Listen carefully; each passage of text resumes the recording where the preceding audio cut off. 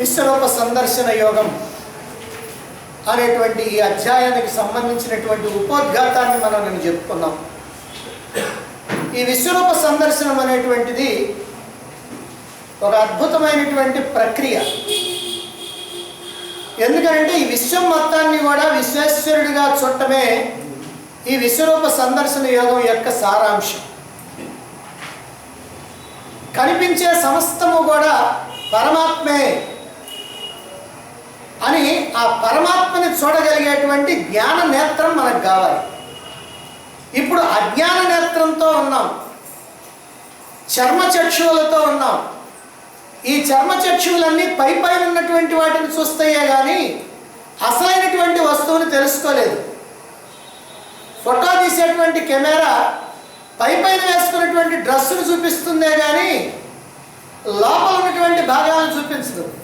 కానీ ఎక్స్రే మాత్రం పైన ఉన్నటువంటి వాటిని వదిలిపెట్టి లోపల ఉన్నటువంటి ఎముకలను నరాలను వాటిని చూపిస్తూ ఉంటాం. ఇక్కడ కూడా అంతే, మనం ఫోటో కెమెరా లాంటి వాళ్ళం, అందుకని పై పైన ఉన్నటువంటి నామరూపాలను చూస్తూ ఉన్నాం. మనం కూడా ఎక్స్రే లాంటి వాళ్ళం కావాలి, అప్పుడే అసలైనటువంటి వస్తువుని మనం చూడగలుగుతాం. మరైతే ఈ అసలైనటువంటి వస్తువుని చూడాలి అని అంటే ఈ లోకంలో ఉన్నటువంటి సమస్తమైనటువంటి ప్రాణుల్ని, చర అచరాలని అన్నింటినీ కూడా కేవలం పరమాత్మగా కనుక మనం చూడాలి అని అంటే ఆ పై పైన ఉన్నటువంటి నామరూపాలని తొలగించగలగాలి. అలా తొలగించి చూస్తే కానీ అసలైనటువంటి పరమాత్మ మనకి దర్శనం కాదు. ఆ పరమాత్మ దర్శనమే మానవ జీవితం యొక్క పరమార్థం. ఈ లోకంలో మనం జన్మించింది ఎందుకు అనంటే చక్కగా పెరగటానికి, చదువుకోవటానికి, డిగ్రీలు తీసుకోవటానికి, పెళ్లి చేసుకోవటానికి, పిల్లల్ని కనటానికి, సంపాదించడానికి, చివరికి వాళ్ళ చేత తన్నులు తిని పోవటానికి అని మాత్రం కాదు. దేనికి అని అంటే ఈ జన్మని సార్థకం చేసుకోవటం కోసం మనం ఈ మానవ జన్మని కష్టపడి తెచ్చుకున్నాం. ఎన్నో జన్మలు కష్టపడితే తప్ప ఈ మానవ జన్మ అనేటువంటిది రాదు. అందులోనూ ఈ మానవ జన్మలో కూడా భగవంతుడిని తెలుసుకోవాలనేటువంటి బుద్ధి పుట్టేటువంటి జన్మ అత్యంత అరుదుగా లభిస్తుంది. ఇక దానికి మార్గాన్ని చూపించేటువంటి గురువు కూడా లభించినట్లయితే అది ఇంకా అదృష్టమైనటువంటిది. కాబట్టి అటువంటి జన్మ లభించిన తర్వాత దాన్ని కనుక సార్థకం చేసుకోకుండా వ్యర్థం చేసుకున్నట్లయితే ఈ జన్మ కాస్త ఊరికినే పోతుంది. మళ్ళీ ఎప్పటికో, ఎన్ని జన్మలకో ఎప్పుడో మళ్ళీ ఆ పరమాత్మ వైపు తిరిగేటువంటి అదృష్టం కలుగుతుంది. అందువల్ల లభించినటువంటి అవకాశాన్ని ఇప్పుడే మనం వినియోగించుకోవాలి. చేతులు కాలిన తర్వాత ఆకులు పట్టుకుంటే ఏం ప్రయోజనం లేదు. అందువల్ల ఈ ఉన్నటువంటి అవకాశాన్ని మనం సద్వినియోగం చేసుకోవాలి. ఈ మానవ జన్మని సార్థకం చేసుకోవాలి. అలా సార్థకం చేసుకోవటం అని అంటే పరమాత్మ దర్శనమే, అదే మోక్షం. మరైతే ఈ పరమాత్మ దర్శనానికి ఏ విధమైనటువంటి అర్హత కావాలి అనేటువంటి విషయాన్ని కూడా నేను చెప్పుకున్నాం. అదే అనన్యమైనటువంటి భక్తి అని. మరి ఇప్పుడు భగవానుడు అర్జునుడికి ఒక రకమైనటువంటి ఒక ట్రిక్ కల్పించాడు. ఏమిటది అంటే అసలు నేను ఏమనుకున్నావు, ఈ సమస్తమైనటువంటి విశ్వం అంతా కూడా నాలో ఒక్క భాగం అని అన్నాడు 10వ అధ్యాయం చివరిలో. ఓహో, ఇంతటి విశ్వమే నీలో ఒక్క భాగం అయితే అసలు నువ్వెంత ఉంటావయ్యా, ఒక్కసారి నేను చూడాలనుకున్నాను అని మనస్సులో పడ్డది అర్జునుడికి. ఇప్పుడు ఆ మాటని అడగాల. మరి అయితే తనకు కావాల్సినటువంటి సమాచారాన్ని ఎలా అడగాల? వినయంతో, వినమ్రతతో ప్రశ్నించి తెలుసుకోవాలి. అది ఉత్తమ శిష్యుని యొక్క లక్షణం. ఆ ఉత్తమ శిష్యుడి యొక్క లక్షణం ఎలా ఉంటుందో ఇక్కడ అర్జునుడు అడిగినటువంటి ప్రశ్న ద్వారా మనకి తెలుస్తుంది. అదే ఈ అధ్యాయంలో మొదటి 4 శ్లోకాలు కూడా. ఈ 4 శ్లోకాల్లో అర్జునుడు ఏం చెబుతున్నాడో, ఎలా చెబుతున్నాడో, ఎందుకు చెబుతున్నాడో ఆ విషయాన్ని మనం ఇప్పుడు తెలుసుకుందాం. మొదటి 4 శ్లోకాలు చూడండి. అర్జున ఉవాచ మదనుగ్రహాయ పరమం గుహ్యమధ్యాత్మ సంహితం యత్వయోక్తం వచస్తేన మోహోయం విగతో మమ భవాప్యయౌ హి భూత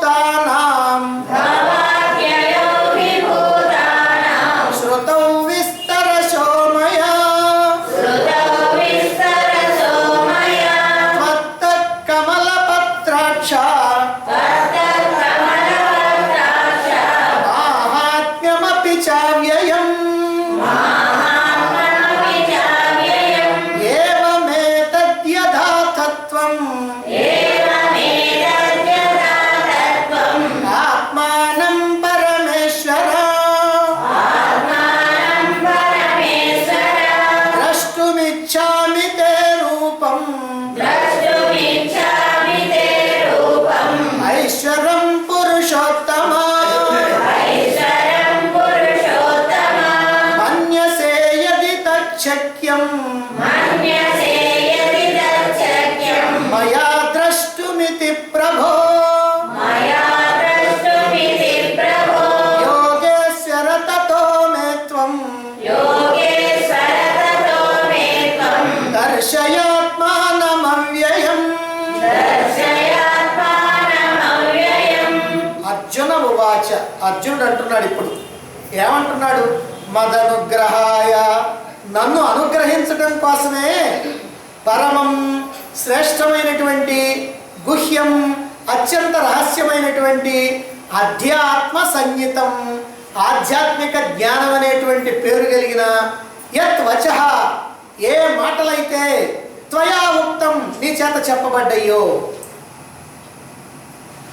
ఏ రకమైనటువంటి ఆధ్యాత్మిక జ్ఞాన సంబంధమైనటువంటి విషయాలు నీ చేత నాకు చెప్పబడ్డాయో, తేనా వాటి వల్ల మమ మోహ, నా మోహం కాస్త విగత తొలగిపోయింది, నా మోహం కాస్త తొలగిపోయింది.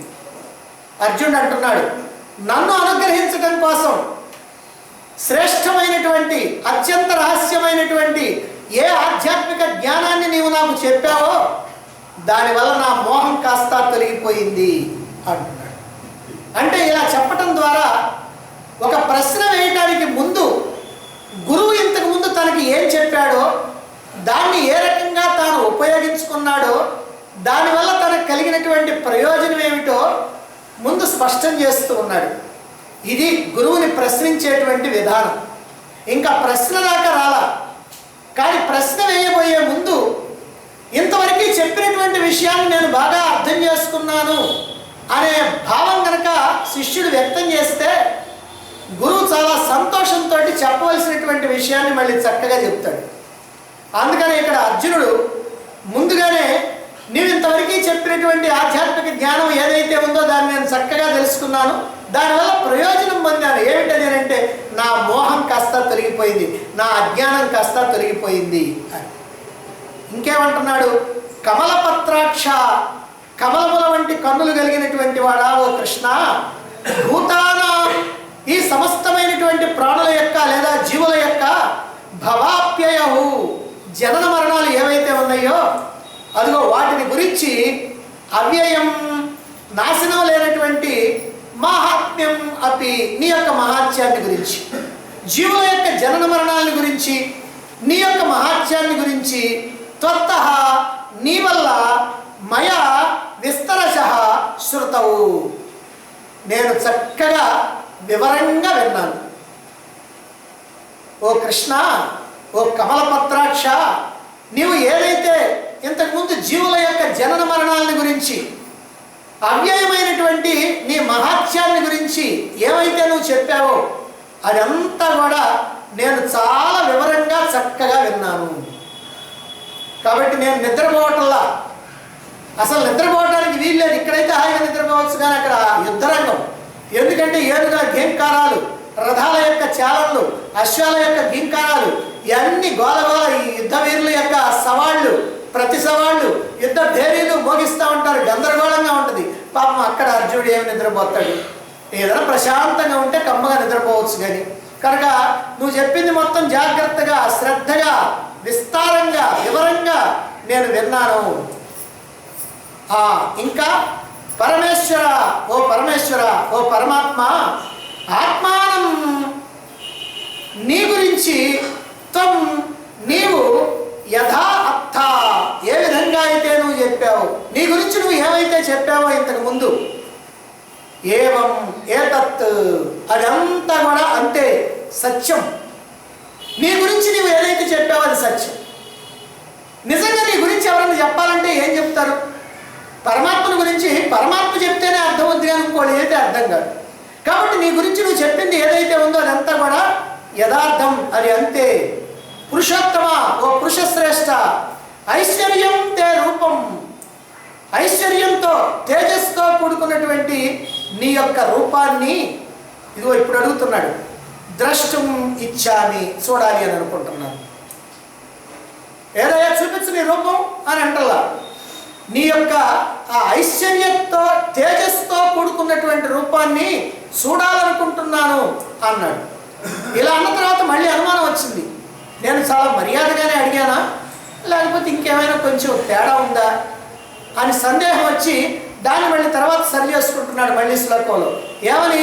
యోగేశ్వర ప్రభో, యోగేశ్వరుడైనటువంటి ఓ ప్రభు, తత్మయా ద్రష్టం, ఆ రూపం, ఆ నీ యొక్క రూపం నా చేత చూడబడటానికి, అంటే నేను చూడటానికి శక్యం ఇది, సాధ్యమవుతుంది అని అనుకుంటే, తం మన్యసే, నువ్వు కనుక అట్లా భావిస్తే, నీ రూపాన్ని నేను చూడగలను అనేటువంటి భావన కనుక నీకు ఉన్నట్లయితే, అవ్యయం ఆత్మానం, నాశనం లేనటువంటి నీ ఆ రూపాన్ని, నాశరహితమైనటువంటి నీ అద్భుతమైనటువంటి రూపాన్ని మే దర్శయ, నాకు చూపించు అని అంటున్నాడు.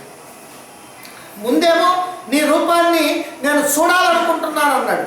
మళ్ళీ తర్వాత ఏమంటున్నాడు? నేను కనుక చూడటానికి నాకు శక్యం అవుతుందని అనుకున్నట్లయితే అప్పుడు ఆ రూపాన్ని నాకు చూపించు అని మళ్ళీ అడుగుతున్నాడు.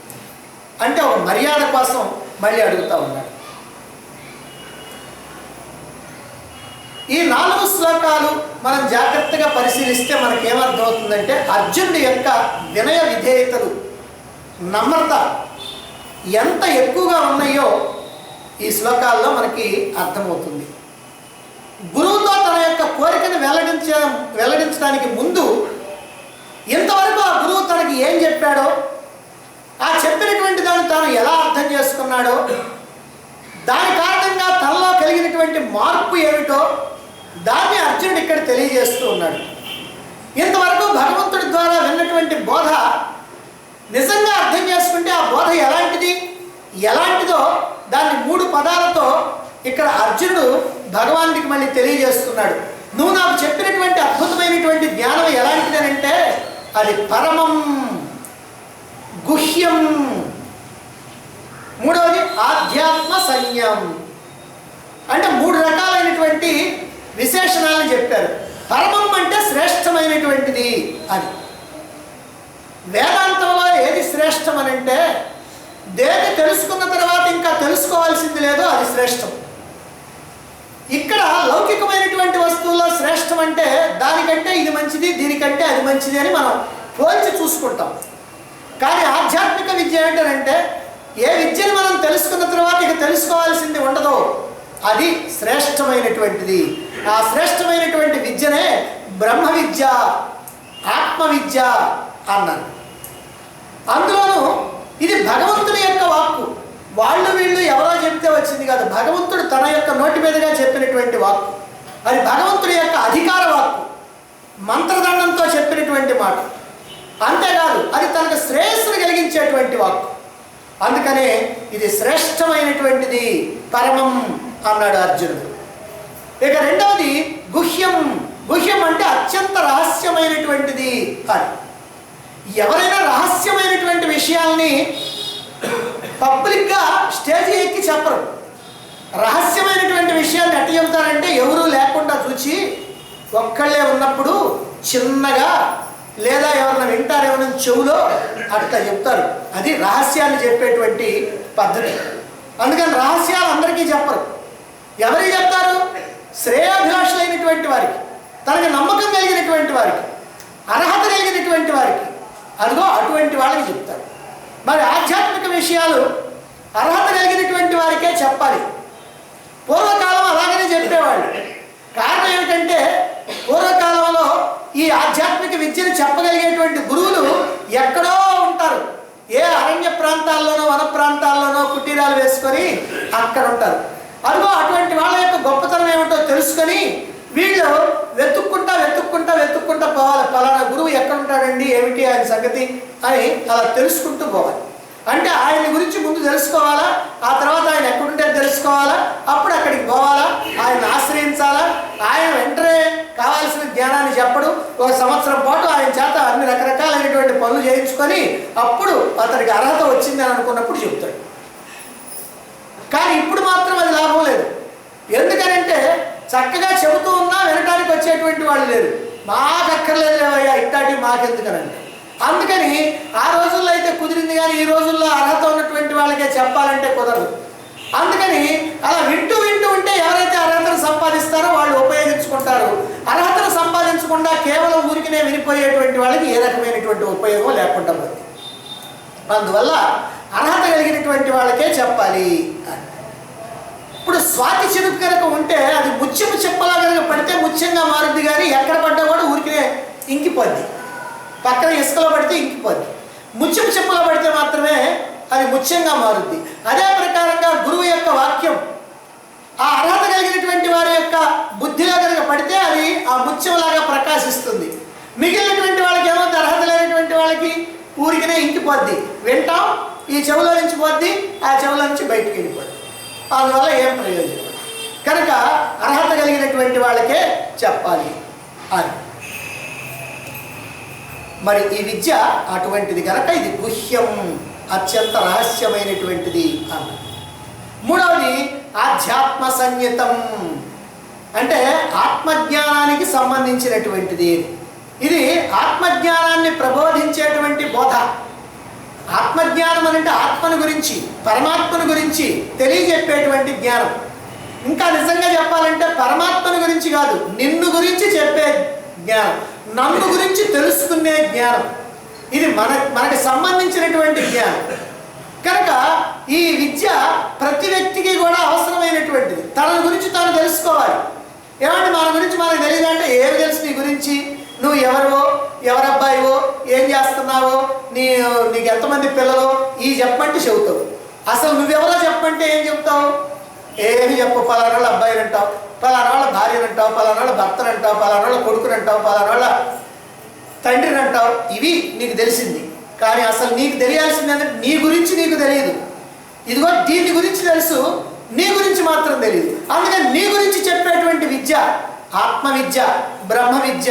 కనుక ఈ విద్య ఆధ్యాత్మ సంగీతం అన్నారు. ఎందుకనంటే ఈ ఆధ్యాత్మిక జ్ఞానాన్ని కనుక తెలుసుకున్నట్లయితే మళ్ళా ఉన్నటువంటి అహంకారం కాస్త తొలగిపోద్ది. అహంకార మమకారాలు రెండు కూడా మనకి విషాదాన్ని కలిగిస్తూ ఉంటాయి. కనుక ఈ అహంకార మమకారాలు కనుక తొలగాలి అంటే ఆత్మజ్ఞానమే శరణ్యం. అందువల్ల ఇది శ్రేష్టమైనటువంటి జ్ఞానం, ఇది శ్రేష్టమైనటువంటి విద్య, రహస్యమైనటువంటి విద్య. మరైతే ఇటువంటి విద్యను బోధించినందువల్ల భగవానుడు అర్జునుడికి ఏం ప్రయోజనం కలిగింది? ఈ జ్ఞానాన్ని ఇంతవరకు విన్నాడు కదా అర్జునుడు. ఇప్పుడు 10 అధ్యాయాలు పూర్తిగా విన్నాడు. అంటే ఈ 10 అధ్యాయాలు విన్న తర్వాత అర్జునుడిలో ఏమైనా మార్పు కలిగిందా అంటే అది కూడా ఆయనే చెప్తున్నాడు. మోహోయం విగతో మమ, నా మోహం కాస్త తొలగిపోయింది అని. ఈ విషయాన్ని స్వయంగా అర్జునుడే చెప్తున్నాడు. నా మోహం, నా అజ్ఞానం, నా భ్రమ తొలగిపోయింది అని. అయితే మనకి ఇక్కడ సందేహం రావచ్చు, ఏమండి అర్జునుడి యొక్క మోహం కనుక తొలగిపోతే, ఈ మోహం అనేటువంటి దాని కారణం కదా అహంకారం మమకారం, మరి మోహం కనుక తొలగిపోతే మరి అతనికి ఇంకా చెప్పాల్సిందేముంది? ఈ మోహమేగా మనకు ఉన్నటువంటి అడ్డం. మరి ఇంకా 8 అధ్యాయాలు చెప్పాల్సినటువంటి అవసరం ఏమిటి అనేటువంటి సందేహం మనకు రావచ్చు. మొదట అర్జునుడికి మోహం ఉంది. ఏమిటా మోహం? దేహమే నేను అనుకునేటువంటి మోహం, మన అందరికీ ఉన్నటువంటి మోహం. ఈ దేహమే నేను అనేటువంటి భావించేటువంటి మోహమే ఉంది. ఈ మోహం వల్లనే మమకారం. దేహమే నేను అనుకోవటం వల్ల మమకారం వచ్చింది. ఏమిటా మమకారం? దేహం నేనంటే నేను అర్జునుడిని అంటే ఈ దేహం అర్జునుడు, ఆ దేహం భీష్ముడు, ఆ దేహం ద్రోణుడు, ఆ దేహం కృపాచార్యుడు, ఆ దేహం అశ్వత్థామ. కాబట్టి దేహాన్ని అట్లా అనుకున్నాడు. అనుకునేటప్పటికి ఏమైంది? ఈయన నా తాత, ఆయన నా గురువు, ఈయన గురువు, అదిగో ఆయన స్నేహితుడు, ఇలాగా బంధాలు ఏర్పడిపోయింది. అంటే నీలో ఉన్నటువంటి మోహం కారణంగా ఈ మమకారం అనేటువంటిది ఏర్పడింది. మమకారం ఎప్పుడైతే ఏర్పడిందో విషాదం కలిగింది. అందుకని మొట్టమొదటి అధ్యాయం అర్జున విషాద యోగం. ఏమిటా విషాదం? అయ్యో వీళ్ళందరినీ నేను చంపాలా, వీళ్ళందరూ నా వాళ్ళు కదా. యుద్ధరంగంలో చంపటం ఏమో సామాన్యం కాదు. ఇంతకుముందు ఎంతమందిని చంపలేదు అర్జునుడు? ఓ ఎంతమంది, లక్షల మందిని చంపాడు. అసలు ఈ భూలోకంలోనే కాదు, దేవలోకం పోయి నివాత కవచులు కాలకేయులు అనేటువంటి 60,000 మంది రాక్షసుల్ని చంపాడు ఇంద్రుడి యొక్క కోరిక మీద. మరి అటువంటి వాడు ఇంతమందిని, లక్షల మందిని చంపుతా ఉంటే ఏనాడు కూడా ఆయనకి విషాదం కలగలేదే, ఏనాడు ఏడుపు రాలేదే. మరి ఈనాడు ఎందుకు వస్తూ ఉంది? ఎందుకు వస్తూ ఉందంటే అదిగో ఆ చావబోయేవాళ్ళు నా వాళ్ళు అంటే ఎవరినైతే పోతే పర్వాలేదు కానీ నా వాళ్ళు కనుకైతే ఎట్టా అని ఆ మమకారం కారణంగా విషాదం వచ్చింది. మనకి అంటే మమకారమే మనకి విషాదం కలిగిస్తూ ఉంది. మన అబ్బాయికి దెబ్బ తగిలింది అనుకోండి, మనకి విషాదం. పక్కింటి అబ్బాయికి తగిలితే ఆ పోనీ ఏం పోయింది, మొన్న వాళ్ళ అమ్మ నన్ను తిట్టింది, అందుకని వాళ్ళకి అంటే కావాలి. కాబట్టి మనవాడు అని అనుకుంటే, మనది మన వస్తువు అని అనుకుంటే మనకి మమకారం. దానికి ఏదన్నా కానీ జరిగితే మనకి ఏడుపు, విషాదం. కాబట్టి అర్జునుడికి కూడా ఈ మమకారం కారణంగా విషాదం కలిగి ఆ విషాదంతో ఆయన ఏడ్చాడు. అంటే ఈ విషాదం అంతా కూడా దేని వల్ల వచ్చింది? దేహమే నేననేటువంటి భ్రమ వల్ల వచ్చింది, మోహం వల్ల వచ్చింది. మోహం కలిగింది కదా, మోహం కలిగేటప్పటికి మమకారం కలిగింది, మమకారం కలిగేటప్పటికి విషాదం కలిగింది. కాబట్టి ఇప్పుడు అర్జునుడి యొక్క సమస్య కాస్త పూర్తయిపోయింది. పూర్తయిపోయింది అంటే మోహం వరకు తొలగిందే కానీ, అంటే విషాదం తొలగిందే కానీ పరమాత్మ స్వరూపాన్ని దర్శించలా ఇంకా ఇంతవరకు. తనలో ఉన్నటువంటి మోహం అయితే తొలగిపోయింది కానీ పరమాత్మ దర్శనం మాత్రం కాదు, ఆ కోరిక తీరలా. ఇప్పుడు అర్జునుడి యొక్క మోహం తొలగింది. దీనికి కారణం భగవంతుడు బోధించినటువంటి ఆత్మజ్ఞానం. ఈ ఆత్మజ్ఞానం అనేటువంటిది అర్హులైనటువంటి వాళ్ళకి చెప్పేది. ఎవరు అర్హులో వాళ్ళ మీదనే భగవంతుడికి అనుగ్రహం కలుగుద్ది. ఏమిటి అర్హత? భగవంతుడి మీద భక్తి. ఆ భక్తి ఎవరికైతే ఉందో వాళ్ళ మీదనే భగవంతుడికి అనుగ్రహం. కనుక అర్జునుడి మీద భగవంతుడికి గొప్ప అనుగ్రహం ఉంది. అందుకే అర్జునుడు అంటున్నాడు, మదనుగ్రహాయ, నా మీద ఉన్నటువంటి అనుగ్రహం కారణంగానే ఈ రహస్యమైనటువంటి విద్యను నాకు చెప్పావు అంటున్నాడు అర్జునుడు. అర్జునుడి మీద ఎంత అనుగ్రహం లేకపోతే భగవానుడికి, ముల్లోకాలకి ప్రభు అయినటువంటి వాడు, జగద్గురు అయినటువంటి వాడు, మహాపరాక్రమశాలైనటువంటి వాడు, సాక్షాత్తు భగవంతుడే అయినటువంటి శ్రీకృష్ణుడు గుర్రాలు దోలే పనికి ఒప్పుకుంటాడు? ఎంత అనుగ్రహం ఉంటే ఒప్పుకుంటాడు? ఆయన అక్కడ ఆ కురుక్షేత్ర సంగ్రామంలో అటు ఇటుగా ఉన్నటువంటి వీరుల్లో ఏ వీరుడి కంటే తక్కువవాడు కాబట్టి అంతటి మహావీరుడైనటువంటి వాడు యుద్ధాన్ని వదిలిపెట్టి యుద్ధం చేయకుండా కేవలం యుద్ధం చేసేటువంటి వాడికి రథాన్ని దోల్తాడా, గుర్రాలు దోలటానికి సిద్ధంగా ఉంటాడా? ఎంత అనుగ్రహం ఉంటే. కాబట్టి ఎంతో అనుగ్రహం అర్జునుడి మీద ఉన్నది అని మనకి ఇక్కడ తెలుస్తుంది. సాధారణంగా గురువు శిష్యులకి కఠినమైనటువంటి వేదాంత విషయాల్ని బోధించినప్పుడు ఏదైనా కనుక సందేహం కలిగితే గురువుని ప్రశ్నించి తెలుసుకోవాలి.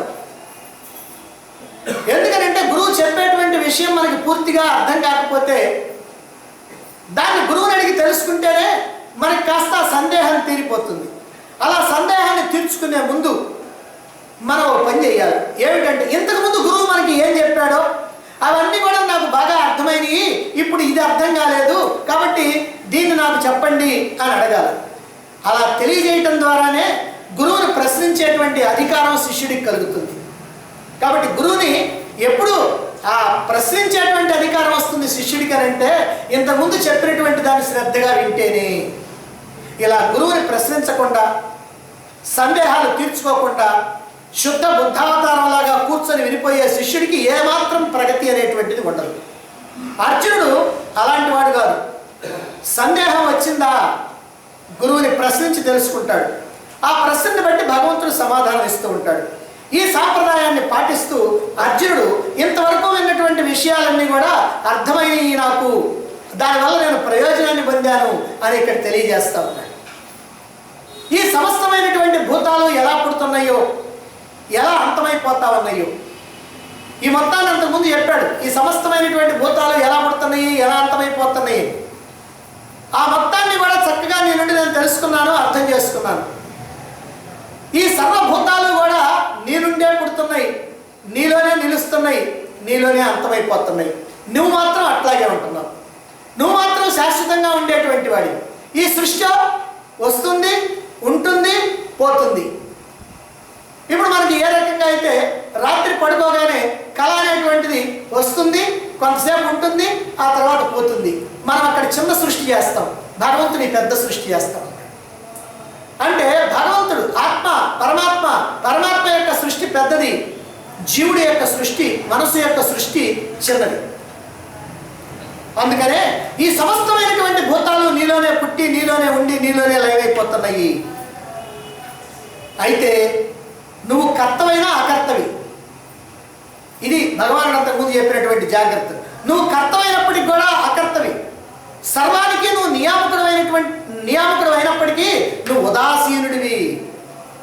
నువ్వు సర్వవ్యాపకంగా ఉన్నప్పటికీ అసంగుడివి, దేనికి అంటుకునేటువంటి వాడివి కాదు. శుభాశుభ కర్మ ఫలాలని నువ్వే ఇచ్చేది. పాపాలో పుణ్యాలో ఈ జనం చేస్తూ ఉంటారు. ఆ పాపాలకి కావాల్సినటువంటి అశుభ ఫలితాలు, చేసినటువంటి పుణ్యాలకి శుభ ఫలితాలు, వీటన్నింటినీ ప్రసాదించేటువంటి వాడివి నీవే. దీన్నే రమణ మహర్షి మొన్న ఉపదేశాలలో చెప్తున్నాం, కర్తురాజ్ఞయా ప్రాప్యతే ఫలం. కాబట్టి కర్తురాజ్ఞయ, ఆ కర్త యొక్క ఆజ్ఞ చేత ఈ ఫలితాన్ని మనకు వస్తున్నాయి. అది శుభ ఫలితం కావచ్చు, అశుభ ఫలితం కావచ్చు. ఈ విషయంలో భగవంతుడికి ఎటువంటి పక్షపాత బుద్ధి లేదు. నిజంగా పక్షపాత బుద్ధి ఉంటే ఆయన భగవంతుడిని మనం ఎట్లా అంటాం? ఆయనకి ఏ రకమైనటువంటి పక్షపాత బుద్ధి లేదు. లేదంటానికి మనకి నిదర్శనాలు ఉన్నాయి. ఎందుకని అంటే ఈ సూర్యుడిచ్చేటువంటి వెలుగు కానీ, ఈ భూమి కానీ, ఈ గాలి కానీ, ఈ ఆకాశం, మనం తిరగటానికి అవకాశం ఇచ్చినటువంటి ఆకాశం కానీ, పైనుంచి వచ్చేటువంటి నీరు కానీ, నీకు ఇస్తాను, నీకు ఇవ్వను, నువ్వు పుచ్చుకోవద్దు అని ఎవరికైనా చెబుతున్నాడు? అందరికీ సమానంగా ఇస్తున్నాడు. కానీ ఇక్కడికి వచ్చిన తర్వాతనే పక్షపాత బుద్ధి పుట్టింది. ఈ మనుషుల దగ్గరికి వచ్చిన తర్వాతనే, ఇదిగో ఈ వెలుగు నీకు ఇస్తా, నీకు ఎంత రేటు, వాళ్ళకి అంత రేటు. ఇదిగో ఈ నీళ్ళు నీకు ఇస్తా, నీకు అంత రేటు, వీళ్ళకి ఎంత రేటు. ఇదిగో ఈ బియ్యం, పప్పు, ఉప్పులు నీకు ఇస్తా, నీకు ఎంత రేటు, వాళ్ళకి అంత రేటు. పక్షపాత బుద్ధి ఇక్కడ మానవుడికి ఉంది, కానీ భగవంతుడికి ఏ పక్షపాత బుద్ధి లేదు. ఆయనది ఒక్కటే. ఆయనకు ఉన్నటువంటి దాని సమస్తాన్ని కూడా సర్వులకి కూడా సమానంగా అందరికి ఇచ్చేస్తాడు. అందుకని ఆయనకి ఏ పక్షపాత బుద్ధి లేదు. నీ మహాత్యం అంతా విన్నాను. అది ఎలాంటిదా మహాత్యం? అవ్యయం, నాశనం లేనటువంటిది. నీ సర్వాత్మ తత్వం నాశరహితమైనటువంటిది. అందరిలో ఉన్నావు, అన్నింటినీ నడుపుతున్నావు. సర్వాత్మ భావం అదిగో అది నాశరహితమైనటువంటిది. వీటన్నింటినీ కూడా నీ ముఖతా నేను గ్రహించా. ఇవన్నీ కూడా ఏతత్ అంతే యథార్థం సత్యం ఇలా చెప్పి ఇప్పుడు అర్జునుడు తన మనసులో ఉన్నటువంటి కోరికను వ్యక్తం చేయబోతున్నాడు. అంటే ఇదంతా కూడా కోరికను వ్యక్తం చేయడానికి ముందు ఉపోద్ఘాతం. ఎందుకంటే కోరికను వ్యక్తం చేసేటువంటి అర్హత అర్జునుడు తనకు ఉన్నది అనేటువంటి విషయాన్ని ఇక్కడ గమనిస్తున్నాడు. ఇక్కడ మనకి తెలియజేస్తా ఉన్నాడు. ఏమిటా కోరిక? పురుషోత్తమ, జగదైశ్వర్యమైనటువంటి నీ స్వరూపాన్ని, నీ దివ్యమైనటువంటి స్వరూపాన్ని నేను చూడగోరుతున్నాను అన్నాడు. అంటే భగవంతుని యొక్క విశ్వరూపాన్ని చూడాలనేటువంటి ఆతృతలో, ఉత్సాహంలో మర్యాద ఏమైనా అతిక్రమించానా అని అర్జునుడిలో సందేహం కలిగింది. ఏదో గబుక్కున చూడాలని తొందరలో ఉన్నాను కాబట్టి అంత మర్యాద లేకుండా ఏమన్నా అడిగానా అని అనుమానం కలిగింది. అందుకే తన యొక్క మాటల్ని కాస్త మార్దవం కలిగిస్తూ ఉన్నాడు. అర్జునుడు వినయము, విధేయత, నమ్రత, పెద్దలతో మాట్లాడేటువంటి తీరు ఎంత చక్కగా ఉన్నాయో చూడండి. సాధారణంగా మనం కూడా అక్కడక్కడ వింటూ ఉంటాం. ఇప్పుడు మీరు ఏదైనా బ్యాంకుకు పోయారనుకోండి, దాదాపుగా మనం కనుక పెన్ను కనుక జేబులో పెట్టుకొని పోతే తప్పనిసరిగా ఎవరో ఒకళ్ళో ఇద్దరో అడుగుతారు. అడిగేట కాస్త పెన్ను ఇవ్వండి, సంతకం పెట్టిస్తాను అంటాడు. అది మర్యాద కాదు. ఏమంటే మీరు ఒక్కసారి పెన్ను ఇవ్వగలుగుతారా, నేను ఒక సంతకం పెట్టిస్తాను అని అంటే మర్యాద. అంటే ఈ అడిగేటువంటి పద్ధతిలో కూడా ఒక మర్యాద ఉంది. మనం ఏమేం పట్టించుకోవాలి వేరే విషయం. మనం కూడా అట్టే మాట్లాడతాం, వాళ్ళు అట్టే మాట్లాడుతున్నారని మనకు అలవాటు. కానీ ఓ మర్యాద అనేది ఎలా ఉండాలి అని అంటే అదిగో దానికి ఇది ఉదాహరణ. ఎందుకనంటే ఈ మాట్లాడేటువంటి మాట వల్ల అవతల వ్యక్తి మన మీద ఒక రకమైనటువంటి మంచి అభిప్రాయం కలిగి ఇవ్వాలి. ఒకవేళ అలాంటి అభిప్రాయం లేదనుకోండి, నాకు కుదరదు, నేను రాసుకోవాలంటాడు ఆయన. లేదా నేను ఇంటికి వెళ్ళాలి తొందరగా, నువ్వు ఎప్పుడు దాకా రాసుకుంటావు అంటే నాకెట్ట కుదురుద్ది అని ఇవ్వకుండా పోతాడు. అదే కనుక అవతల వాడు దయచేసి మీ పెన్ను ఇవ్వగలరా, కొద్దిగా సంతకం పెట్టిస్తా అని అంటే, ఆహా నేను ఇవ్వను అని ఎవడు అనలేడు. ఖచ్చితంగా ఒకవేళ 10 నిమిషాలు ఆలస్యమైనా సరే ఇచ్చి అక్కడే కూర్చొని తెచ్చుకుంటాడు. అదే ప్రకారంగా ఇక్కడ కూడా నీ విశ్వరూపాన్ని నేను చూడగలుగుతున్నాను అని అనటంలో ఏమంత మర్యాద లేదు. నా చెప్పుకుంటే నీ పెన్ను నాకు ఇవ్వండి అని అన్నట్టుగా ఉంది. అందుకని అంతగా మార్ధవంగా అనిపించాల. అందుకని అర్జునుడు ఏం చేశాడంటే ఇప్పుడు అంటున్నాడు మళ్ళీ, ప్రభు నీ విశ్వరూపాన్ని చూడటానికి నాకు గనక శక్యం అవుతుందని అనుకుంటే, నాకు సాధ్యమవుతుందని అనుకుంటే, నాకు అర్హత కలదు అని అనుకుంటే, ఆ అవ్యయమైనటువంటి నీ అద్భుతమైనటువంటి ఆ దివ్యమైనటువంటి రూపాన్ని చూపించు అని వినయంతో ప్రార్థిస్తున్నాడు.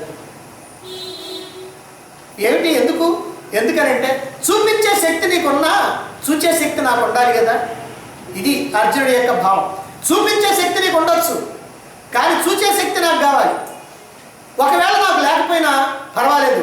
ఎందుకనంటే స్వామి ఇక్కడ అన్నాడు ఒక మాట, యోగేశ్వర ప్రభు అన్నాడు. అంటే నీవు యోగీశ్వరుడివి. ఒకవేళ నువ్వు చూపించేటువంటి శక్తి నీకుండి చూపించినా చూచే శక్తి కనుక నాకు లేకపోయినట్లయితే నువ్వు యోగీశ్వరుడివి కనుక, యోగేశ్వరుడు అంటే అనిమాది అష్టసిద్ధులు ఉన్నటువంటి వాడివి గనక, ఈ అష్టసిద్ధులన్నిటికీ నువ్వు అధిపతివి గనక, అన్ని ఉపాయాలకి నువ్వు ప్రభువు గనక, ఏదో ఒక ఉపాయంతో నన్ను అనుగ్రహించి ఆ దివ్య రూపాన్ని నేను చూసేటట్టుగా నువ్వు చేయగలుగుతావు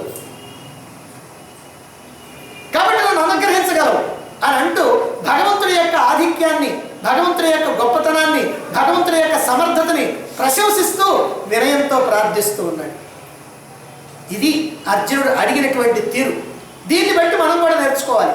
మన యొక్క దైనందిన జీవితంలో కూడా మనం ఇతరులు ఎప్పుడైనా సహాయం కోరేటప్పుడు ఈ రకమైనటువంటి మర్యాదతో మనం మాట్లాడుతూ నేర్చుకోవాలి. అంతేగాని నీ దగ్గర పెరిగినది ఇది అట్ట అనకూడదు. అంటే మనం ఒక రకమైనటువంటి పద్ధతి, మాట్లాడేటువంటి పద్ధతి, వాటిని కాస్త నేర్చుకోవాలి. వినయం అనేటువంటిది దైవీ గుణం, అహంకారం అనేటువంటిది ఆసురీ గుణం. అహంకార రాజ్యంలోకి భగవంతుడు ప్రవేశించడు. భగవంతుడి కొలువులో అహంకారికి స్థానం లేదు. భగవంతుడి యొక్క కొలువులో అహంకారికి స్థానం లేదు. ఇప్పుడు అన్నం బిరుసుగా ఉందనుకోండి, ఏం చేస్తాం మనం? వదిలేస్తాం. మెత్తగా కనుకుంటే హాయిగా తింటాం. అదే ప్రకారంగా భగవంతుడు కూడా అహంకారంతో బిరుసుకొని కనుకుంటే వదిలేస్తాడు. అహంకారం లేకుండా వినయంతో కనుకుంటే స్వీకరిస్తాడు. అహంకారంతో ఉన్నాడు కాబట్టి దుర్యోధనుడు అతన్ని వదిలేశాడు. ఎందుకని? ఆయనే చెప్పుకున్నాడు, మానధనాఢ్యుడైన భూపతి సహ్యంపనోపని సపత్రుల వృద్ధి ఆత్మహాని ఉందని అంటాడు. నేను మానధనాఢ్యుణ్ణి, అభిమానధనుణ్ణి అని అంటాడు దుర్యోధనుడు. అందుకనే సహాయం కోసం పోయి తలకెళ్ళి కూర్చున్నాడు. కానీ అర్జునుడు ఏం చేశాడు? అతను సహాయం కోసం వచ్చాడు, కాళ్ళ దగ్గర కూర్చున్నాడు.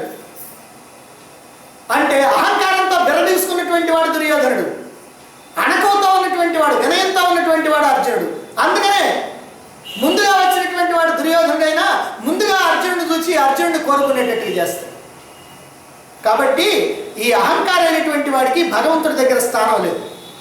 ఒక గ్రామంలో ఒక చిన్న కుటీరం వేసుకొని ఒక మహాత్ముడు ఊరి వెలుపల ఉంటా ఉన్నాడు.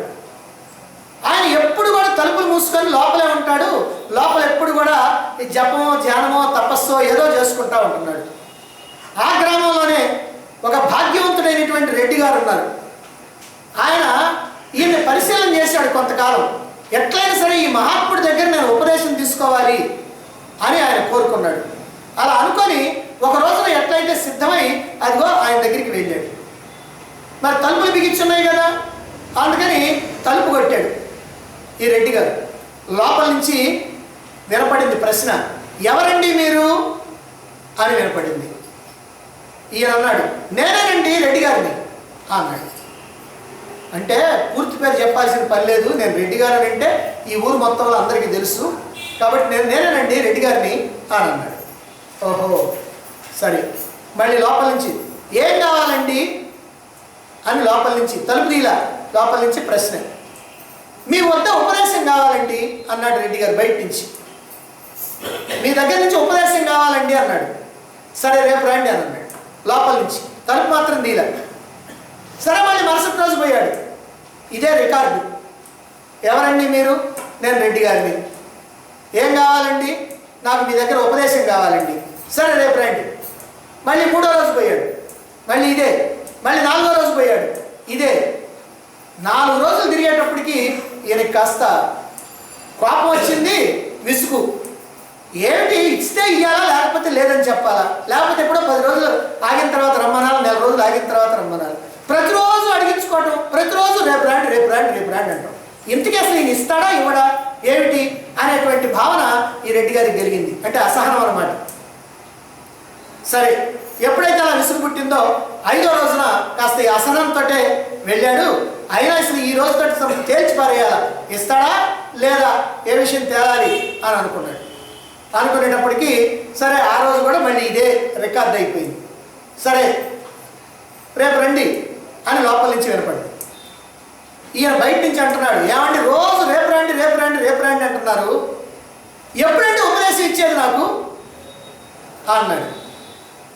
కాస్త అసహనంగా అన్నాడు. ఒక కోపం కూడా వచ్చింది. అప్పుడు లోపల నుంచి వినపడ్డది, తలుపు మాత్రం తీయలేదు. నేను సత్యనాకి ఇస్తాను అని అన్నాడు. అది లోపల నుంచి సమాధానం. ఎప్పుడైతే నువ్వు ఇచ్చాడంటే నేను సత్యనాకి ఇస్తాను అన్నాడు. సత్యనాకి ఇస్తాడా, ఇదేమిటి అని ఆలోచనలో పడ్డాడు. ఆలోచించగా ఆలోచించగా ఈయనకి మరొక అర్థంతో వచ్చింది. అప్పుడు ఏమిటంటే, నేను చచ్చినాక ఉపదేశం ఇస్తాను. నేను అంటే అహంకారం, అహంకారం నేను అంటే అహంకారం, నాది అంటే మమకారం. కాబట్టి నేను చచ్చినాక ఈ అహంకారం కాస్త పోయిన తర్వాత ఇస్తాను. ఇప్పుడు బాగా అహంకారంలో ఉన్నావు, ఇప్పుడు ఇస్తే ఉపయోగం లేదు, అందుకని అహంకారం పోయిన తర్వాత ఇస్తాను అనేటువంటి అర్థము అని ఇప్పుడు ఈయనకి ఆలోచన వచ్చింది. కనుక నాలో అహంకారం చావాలి అని తెలుసుకున్నాడు. 4 రోజులు ఆ సాధువు గారి కుటీరం చుట్టూ తిరిగేటప్పటికీ రెడ్డి గారికి ఈ భావన వచ్చింది. అంటే మహాత్ముల యొక్క సాంగత్యం ఎప్పుడు కూడా వృధా కాదు, ఏదో ఒక రకమైనటువంటి ప్రయోజనం సిద్ధిస్తుంది. అందుకని ఇక్కడ అదిగో నేను చచ్చినాక ఇస్తాను అనేటువంటి మాటను తప్పుగా తీసుకోకుండా ఇప్పుడు జాగ్రత్తగా ఆలోచించేటప్పటికీ అర్థమైపోయింది. కనుక నాలో ఉన్నటువంటి అహంకారం కాస్త పోవాలి అని. అహంకారంతో ఉన్నటువంటి వాడికి ఈ జ్ఞానం అనేటువంటిది ఎక్కదు. ఏ ఉపదేశం చేసినప్పటికీ కూడా అది పైనే పోతూ ఉంటుంది. బాగా దున్ని సక్రమంగా సరిచేసినటువంటి పొలంలో వేసినటువంటి విత్తనం మొలుస్తుంది, కానీ ఈ బండరాళ్ళ మీద వేసినటువంటి విత్తనాలు మొలుస్తాయా? మొలవు కదా. అందుకని ఈ అహంకారం కనుకుంటే బండరాళ్ళ మాదిరిగా అయిపోతాయి. కనుక ఈ అహంకారాన్ని కాస్త తొలగించుకోవాలని తెలుసుకున్నాడు. ఆ అహంకారాన్ని తొలగించుకోవడం కోసం ప్రయత్నం చేశాడు. ఇక్కడ అర్జునుడు ఈ అహంకారం కాస్త లేనటువంటి వాడు. అందుకనే నాకు అర్హత ఉంటే ప్రసాదించండి అంటూ తన పెత్తనానికి స్వస్తి చెప్పి భగవంతుడి యొక్క ఇచ్ఛకి, కోరికకి ప్రాధాన్యత ఇచ్చాడు. భగవంతుడి యొక్క ఇష్టానికి ప్రాధాన్యత ఇచ్చాడు అర్జునుడు. అందుకనే అర్జున నీవు దైవీ సంపదలో పుట్టావయ్యా అని భగవంతుడు అర్జునుడికి సర్టిఫికెట్ ఇచ్చాడు. సాధారణంగా మనం ఏం చేస్తుంటామంటే అప్పుడప్పుడు కొంతమంది చూడండి, పొద్దున్నే ఊళ్ళో ఉన్నటువంటి దేవాలయాలు అన్నిటికీ తిరుగుతారు. సరే అన్నిటికీ తిరగడం కష్టం అనుకుంటే దగ్గరలో ఉన్న 3-4 దేవాలయాలకి వెళ్ళి నమస్కారం పెట్టుకొని ఈ రోజు కాస్త నాకు బాగా ఉండాలా, కలిసి రావాలా, వ్యాపారం బాగుండాలా, అది ఉండాలి ఇది ఉండాలి, లాభం బాగా ఏదో చేసి తిరిగి వస్తూ ఉంటారు. ఆ వచ్చినప్పుడు అక్కడ ఉన్నటువంటి ప్రసాదాలు తీసుకోవటం కానీ, అక్కడ ఏదైనా దక్షిణ తాంబూలాలు ఇవ్వటం కానీ ఇట్లాంటివన్నీ కూడా చేస్తూ ఉంటారు. తర్వాత బొట్లు గిట్లు అవి పెట్టుకోవటం కానీ ఉంటుంది. అప్పుడు ఏమండి ఎక్కడి నుంచి వస్తున్నాను, నేను ప్రతిరోజు కూడా 5 దేవాలయాలు తిరగాల్సిందేనండి అని అంటాడు. ఇది అహంకారం. అంటే 5 దేవాలయాలు తిరిగితే గొప్ప. ఎవరు తిరగమన్నారు? ఎవరు నువ్వు తిరించడం కోసం తిరిగావు? నువ్వు నీకేదో కోరిక ఉంది, నీ కోరిక కోసం నువ్వు తిరిగావు. ఇప్పుడు నేను 5 దేవాలయాలు తిరగాల్సిందేనండి. ఒక ఆయన అంటాడు, ఏమంటే ఉపన్యాసం చెబుతున్నారు రండి. నాకు కుదరదండి, నేను పొద్దున్నే 1:30 దేవుడి దగ్గర కూర్చోవాలా, రాత్రి పూట 1:30 కూర్చోవాలా, నాకు కుదరదండి. అక్కడ కూర్చొని ఏం చేస్తాడు ఆయనకి తెలియదు, మనకి తెలియదు. అంటే ఈ విషయం మన ప్రతివాడు కూడా ఏమిటంటే నేను గొప్ప, నాకు తెలిసినటువంటి విషయం గొప్ప, నాకు తెలిసింది అందరికీ తెలియదు అనేటువంటి భావనలో ఇలా ఉంటారు. అందుకనే ఈ అహంకారం అనేటువంటి దాన్ని కాస్త వదిలేసి భగవంతుడి యొక్క ఇచ్ఛకి ప్రాధాన్యం ఇచ్చాడు ఇక్కడ అర్జునుడు. దీనికి కారణం ఏమిటంటే భగవంతుడు అర్జునుడిని స్వయంగా అన్నాడు, నువ్వు నా భక్తుడు అని. మనం ఏం చేస్తున్నామంటే నేను భగవద్భక్తుడండి, నాకేముందండి భగవంతుడి సేవ చేసుకోవటం తప్ప నాకు ఇంకేం పని లేదండి అని అనుకుంటాం. నువ్వు భగవద్భక్తుడు అంటే లాభం లేదు, భగవంతుడు అనాలి వీడు నా భక్తుడని, అప్పుడు నీకు గొప్ప. కనుక భగవంతుడి చేత నువ్వు సర్టిఫికెట్ పొందితే గొప్ప, కానీ నీకు నువ్వే సర్టిఫికెట్ ఇచ్చుకుంటే దానికి ఏ రకమైనటువంటి వాల్యూ కూడా లేదు. కానీ ఇక్కడ భగవంతుడు అన్నాడు, ఓ అర్జున నీవు నా భక్తుడివి అని. అంతటి అర్జునుడికి ఇంకా అర్హత లేకపోవటం ఏమిటి? నిజంగా అర్జునుడు ఇంత గొప్ప అర్హత కలిగినటువంటి వాడా? అందరికీ అనుమానమే. ఎందుకనంటే అర్జునుడు ఇంత గొప్ప భక్తుడైనటువంటి విషయం ఎక్కడ మనకి ఏ పురాణాల్లో కానీ, భారతంలో కానీ, భాగవతంలో కానీ దేంట్లో కూడా అంతకు మనకు కనపడదు అర్జునుడు అంత గొప్ప భక్తుడని. ఎందుకనంటే విదురుడు గొప్ప భక్తుడిగా చెప్తారు, అక్రూరుడు గొప్ప భక్తుడిగా చెప్తారు, వీళ్ళందరినీ భక్తులుగా చెప్తారు, కానీ అర్జునుడిని మాత్రం ఎక్కడ అంత గొప్ప భక్తుడిగా చెప్తారు. ఏమిటది? శ్రీకృష్ణుడి యొక్క భార్యలకు కూడా అనుమానం అంట. ఏమిటి ఎప్పుడు అర్జునుడు అర్జునుడు అర్జునుడు అని కలవరిస్తుంటాడు ఈయన, ఎప్పుడు ఆ ఇంద్రప్రస్థానికి పరిగెత్తుతూ ఉంటాడు, ఆయనతో పాటుగా ఉంటుంటాడు, మన మీద కన్నా కూడా ఆయన మీదే బాగా ఎక్కువ ఇష్టం, అసలు ఎందుకు ఇట్లా జరుగుతూ ఉంది అని అట్లా అనుకుంటూ ఉండేవాడు. ఒకసారి ఏం చేశాడంటే అర్జునుడితో శ్రీకృష్ణుడితో పాటుగా సత్యభామ కూడా వచ్చింది ఇంద్రప్రస్థం.